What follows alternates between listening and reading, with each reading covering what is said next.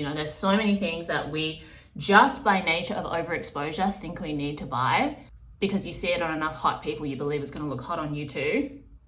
Not always the case.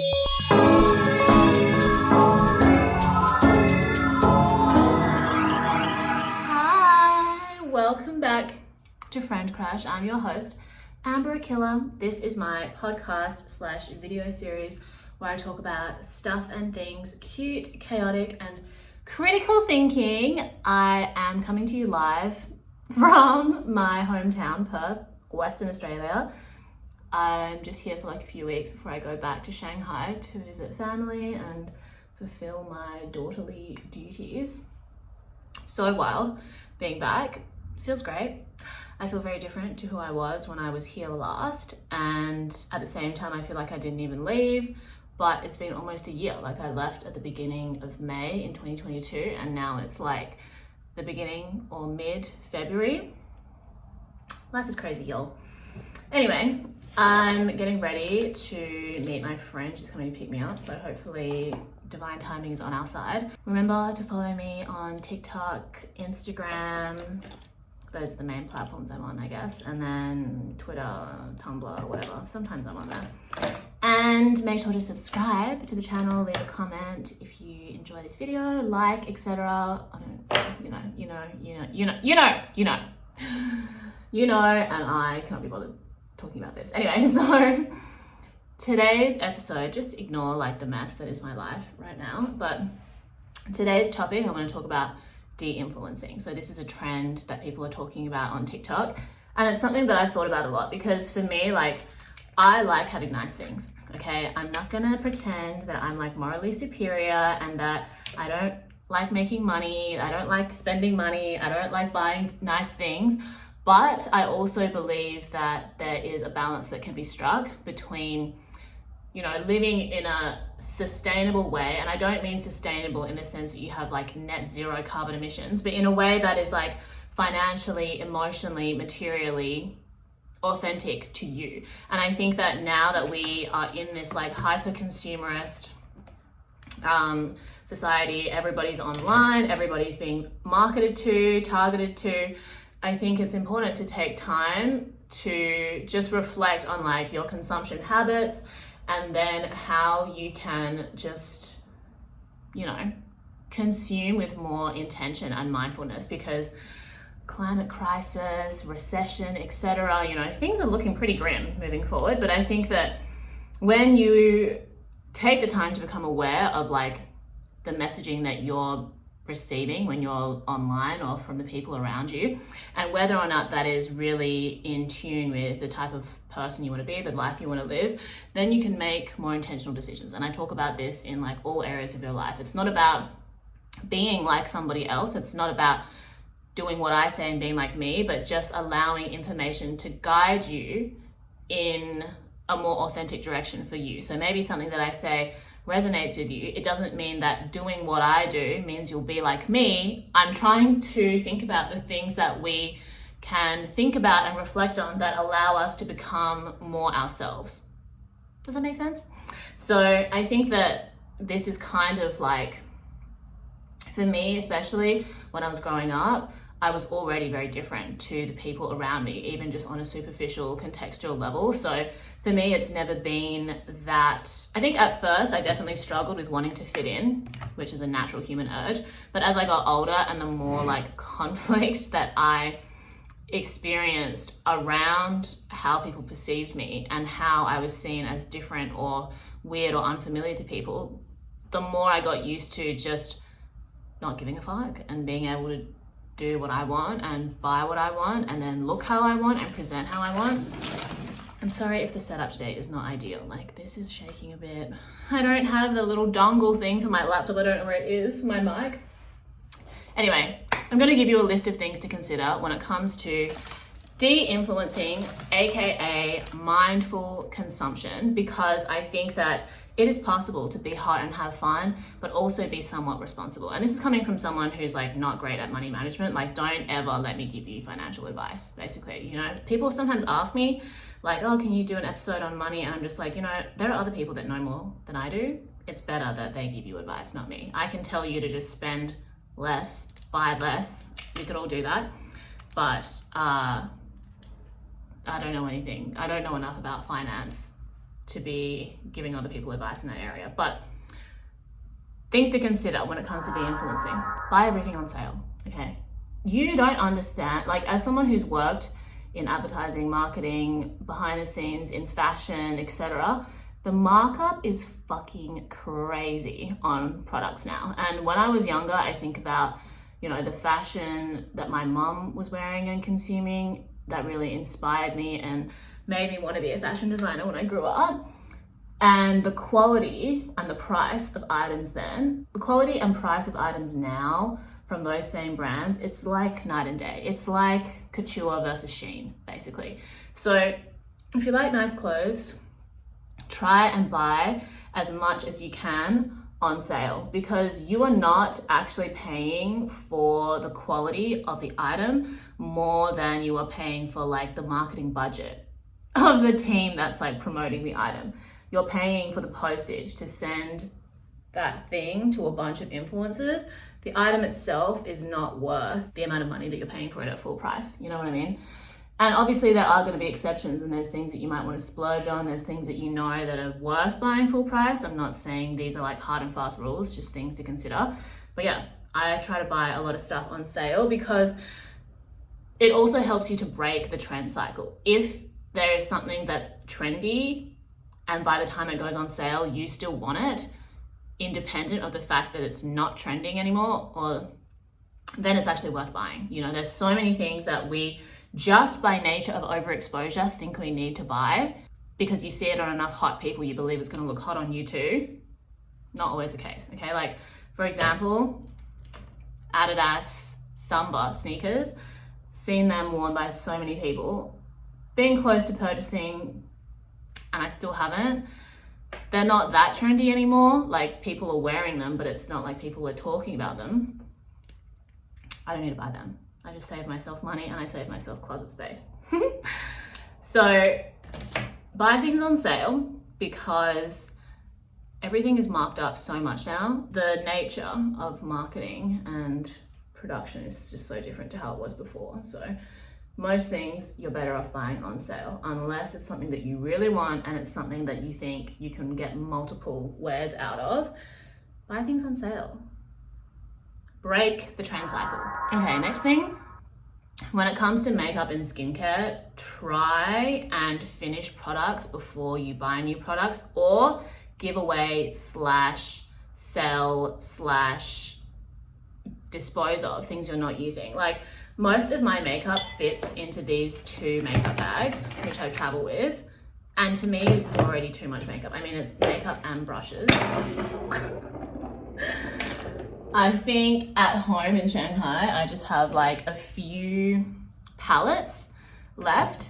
And then I recently went to the drugstore, aka Priceline, and bought a bunch of stuff from one of my favorite cosmetic brands called Essence, which is like a European cosmetic brand, I think. Literally, like, lip gloss is $4, eyeliner is like $4 or $6, brow gel also like $6 or something. And it works. The lip gloss, holy grail lip gloss product. I don't need to buy like $40 lip gloss. It does the same thing, okay? And I just buy a bunch of stuff and have it as backups, and then I'm not constantly thinking about buying new makeup, because I only really have like 2.5 makeup looks. I have half a makeup look, which is just like day to day, I'm going outside running errands. I have another proper day look where I put more effort in, and then I have a nighttime look. You don't need different shades of blush if you're just like a regular person.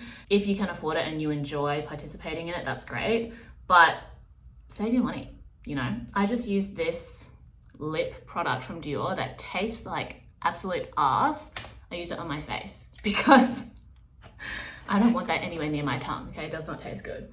So, you know, be creative, and with the way that you use products as well, don't feel that you're limited to exactly like the description. Obviously, be safe. Don't like start putting eyeliner in your eye, but you know, I use eyeshadow as brow powder sometimes. I use setting powder as dry shampoo sometimes.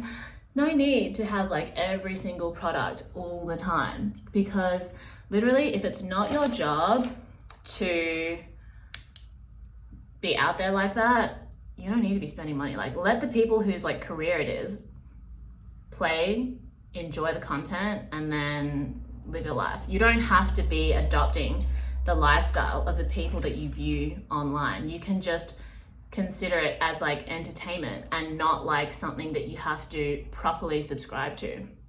And then also with skincare, like I have a podcast episode audio about skincare and how my approach changed. And basically it's like you can start off as simple as you can. When I had really problem skin, I cut out all of the products that I was using and just started using like cleanser, aloe vera, and jojoba oil sunscreen basically as my skincare routine. And my skin got so much better because it was able to rest instead of me like abusing it with all different types of really hectic, harsh chemicals.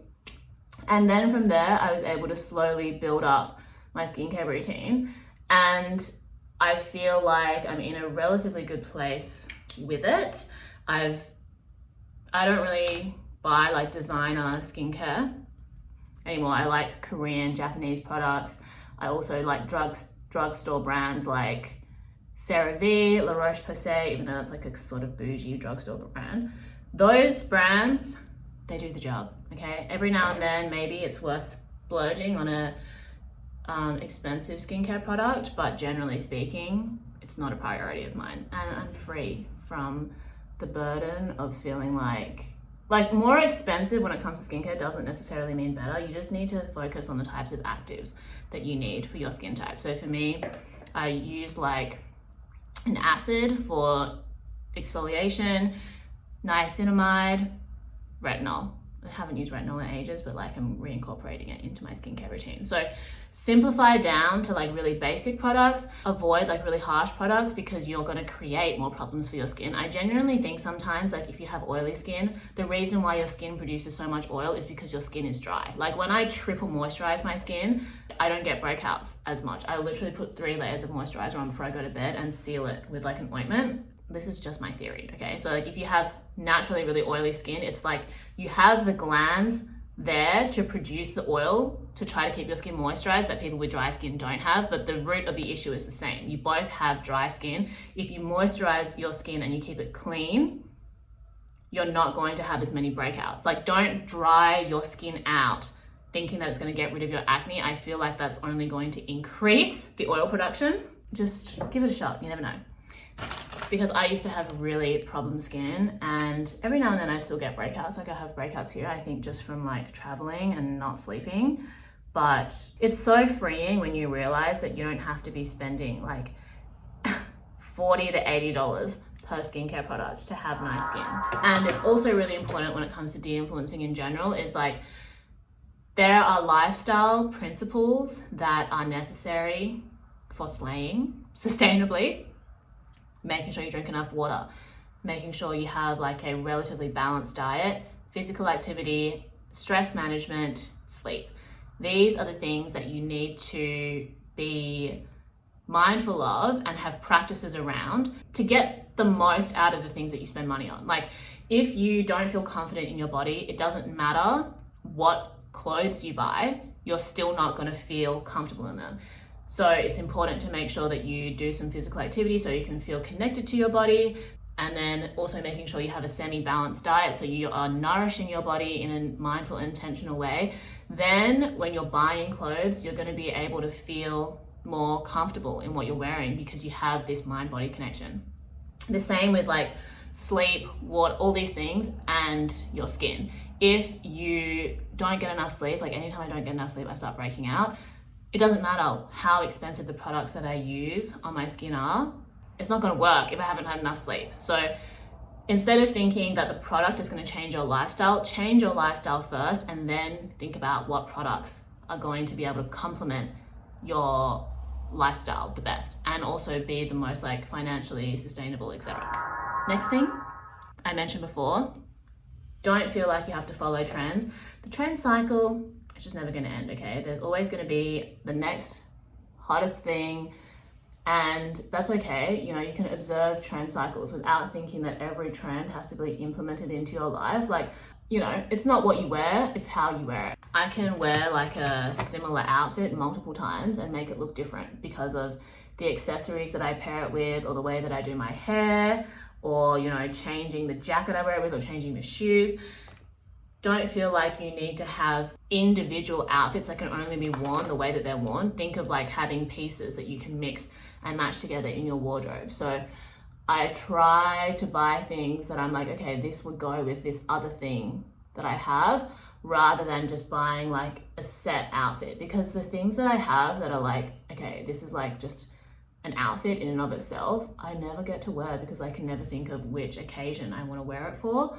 Like, I have this one dress that my mom got me, and it's such a beautiful dress, and it's literally just sitting in my wardrobe because I don't have a fancy enough event to wear it to. It doesn't really go with anything else in my wardrobe for me to like dress it down or like repurpose it for some other type of wear. But it's okay. It's okay to have a few things like that here and there, but if you feel like you have all these clothes and you have nothing to wear, sometimes it's because nothing in your wardrobe goes together. Also, like, understanding your body type and what looks good on your body shape.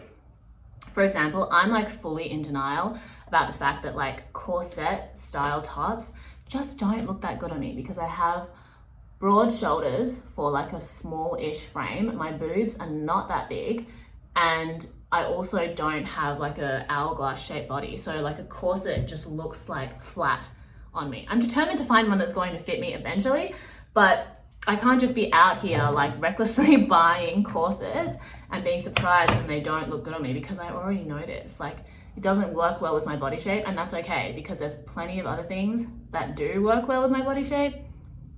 It makes more sense for me to spend money there. I think what I like about the corset is like lace up detail. So I find other ways to incorporate lace up detail into my wardrobe. For example, the back of this dress has lace up detail, which I love. And I'm not wearing a corset, I'm wearing a tank top style dress that suits my body type so much better. Work with what you have, enhance what you have instead of thinking that you need to become someone else in order to be attractive, in order to have value. That's not how things work, you know. Health and workout. So you don't need to spend a lot of money to be fit. If you're just a regular person and it's not your job to be hot or to have a certain body, BMI, whatever, fat percentage. Like during the pandemic, when everything was shut in Perth and you couldn't really go to gyms or anything, I already was kind of like not super into exercise before then, but I knew that at some point I would just have to accept that working out is good for your mental health and I should just do it because I have a lot of free time. And I got really into Chloe Ting. I've talked about this before. And I realized that I can work out and see a change in my body without having to spend money. And I already knew this before because I used to be into Blogilates for a short period there. If you want to make changes to your body, don't feel like you have to just like immediately buy a gym membership and your life is going to change. It's more important that you change your attitude and your habits around exercise. So taking baby steps, starting off small home workouts. You might just need a yoga mat. I was stuck in a hotel, I was working out on a towel. You know, even if your exercise is just going outside for a walk, that's also slay. But you don't need to spend money straight away. And then when you find something that you enjoy, or when you decide that you have built this habit, then you can start thinking about how much money you want to invest. If you want to do more Pilates, if you want to do more yoga, if you want to do pole dance, which is what I did. I was like working out at home, and then I was like, okay, I actually enjoy the process of moving my body and not being a sedentary potato. And what else can I do to like build some momentum around this and enjoy myself or explore new things? And pole dance was the thing that I chose. And it is an investment because classes are not always like super cheap. So it's up to you, like what your budget is and what you can do and how often you can do it. That's going to just like add a bit of fun into your life, you know? Maybe you just do like a dance class a week or a month, depending on what your budget is. But I think fun activities that aren't just about like how much weight you're lifting, how many squats you're doing, if you're not really into that type of exercise, like I'm not, is really helpful to just like move your body, have fun, and also just be around other people. You know, like sometimes working out is such a lonely process, and just by yourself. But I think doing things that involve like a sort of sense of community and just being around other people, being in a supportive environment can actually be really transformative. So that's something that I also really appreciate about like doing pole dance class, is that it's always so fun to just be in a room full of women who are there to learn new things, there to support and encourage each other, and then you develop a relationship with other students, other teachers. It's so fun. And it's not just pole dance you can have that experience in. So find something that works for you. Unfollow accounts that are always trying to sell you something, that you feel like you are just paying their bills for them, because every time they recommend a product, you're hitting add to cart. I think like a good way to do this, if you feel like you're gonna get FOMO, is just have a second account. Follow all the accounts that you don't personally know, and then see how often you actually go on that account and see how much money you save by not seeing people selling you something every day. Then you can just have an account that's for like people that you know and that you interact with, and then another one that you just go on for like inspiration or like shopping, retail therapy, you know? My algorithms don't tend to have that many ads or influencers in them, and I love that for me because I think I save a lot of money. The only thing that I'm like so tempted to buy right now is like a tooth whitening kit. We'll see. But yeah, you just do that for like a week, a month. And if you want to refollow those accounts later, you can. People that you don't personally know, that you don't follow online, it's not a loss really to just like temporarily protect your mental peace, your mental palace, and then revisit at a later date if you want. Next thing, invest in hobbies and experiences rather than just things. So I think that when I think about being hot and having fun, it's more about the experience of my life, not just the things that I own. And I would prefer to spend money on things like pole dance class than I would on, I don't know, makeup that's just gonna sit in a drawer that people can't even tell the difference between when I'm using this concealer or that concealer. That's just a personal preference. But yeah, at the end of the day, like the way that you feel has such a big impact on your health in general, and investing in positive experiences, whether it's for yourself or with people that you love and you care about, I think that is a much more rewarding way to spend your money and your time. Alcohol, drugs, smoking, vaping, these things objectively don't add anything to your life. It doesn't mean that you can't indulge, but vaping especially, I'm like, why are people spending money to decrease the quality of the air that they're breathing and then potentially create long-term health effects for themselves, which means that you'll later have to pay health costs around the damage you've done to your body by vaping, which you could have just not done. And I understand that people like have anxiety and it's like a coping mechanism for a lot of people, but there are other coping mechanisms available that don't require you to spend money like that and then further deteriorate your health and develop an addiction. What is the point of vaping? Yes, it gives you a temporary dopamine hit or it distracts you for a minute, but the root of your anxiety is still there. And if you don't address that, you're forever going to be beholden to a little USB stick. Like, please. Okay, BRB. Oopsie. I apologize for my abrupt ending. My friend literally was like outside, so I had to run. I'm going to summarize now. I think that I got through most of the points that I wanted to make. The most important thing is to spend some time asking yourself what you really enjoy. And the same way that we spend money is like the same way that we spend our energy. So are you doing things because you really want to do them or because you feel like you just have to and you're not even seeing any fruits for your labor or the sacrifices that you're making? And that's the same way with how we spend money. Do you have a gym membership just because you feel like that's the only way that you can exercise even though you don't go to the gym enough? Or can you consider other ways that you can explore, like engaging with your mind, body, or like being active that are fun for you? Like if it's fun, then you're more likely to do it. And for me, I feel like it's a challenge for me to be able to, you know, find effective skincare products that aren't super expensive, find makeup that works for me that isn't super expensive, find clothing that looks good without it having to be on trend. So I think that reframing your mindset and your attitude towards the way that you spend money, similarly to the way that you can do that with how you spend your energy, the type of people that you hang out with, the amount of time and energy you dedicate to different activities, to different parts of your life.